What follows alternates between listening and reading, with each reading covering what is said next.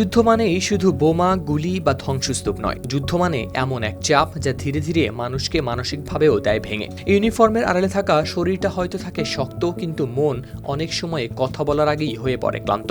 গাজায় হামলা শুরুর পর থেকে ইসরায়েলে এই নীরব ক্ষত হয়ে উঠেছে আরও স্পষ্ট। উত্তর ইসরায়েলের একটি সামরিক ঘাঁটি থেকে আসে এক সেনার মৃত্যুর খবর। এ নিয়ে 2023 সালের 7 অক্টোবর থেকে ইসরায়েল ফিলিস্তিনের গাজায় হামলা শুরুর পর থেকে দেশটির 61 জন সেনা সদস্য করলেন আত্মহত্যা। ইসরায়েলি সংবাদ মাধ্যম হারেজে প্রকাশ পেয়েছে এই তথ্য।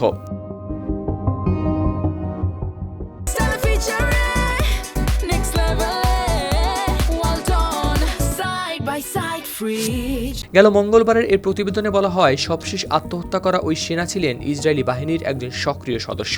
তিনি কাজ করতেন ট্রাকার হিসেবে। মঙ্গলবার তিনি নিজেই নিজের উপর চালান গুলি। গুরুতর আহত অবস্থায় হাসপাতালে নেওয়া হলে এদিন সন্ধ্যায় তাকে মৃত ঘোষণা করা হয়। ইসরায়েলি বাহিনী IDF এর এক বিবৃতির বরাতে সংবাদ মাধ্যম মিডল ইস্ট মনিটর জানায় এ তথ্য। এই ঘটনার ইতিমধ্যে শুরু করা হয়েছে তদন্ত।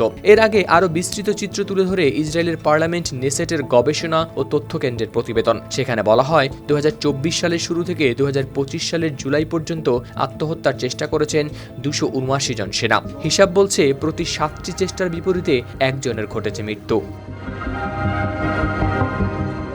গাজায় হামলা শুরুর পর একের পর এক ইসরায়েলি সেনার আত্মহত্যার খবর তাই তুলেছে প্রশ্ন। এই গল্প শুধু সংখ্যার নয়, এই গল্প চাপের। এই গল্প সেই নীরবতার, যেখানে শোনা যায় না আত্মচিৎকার, যতই গভীর হোক সে ক্ষত।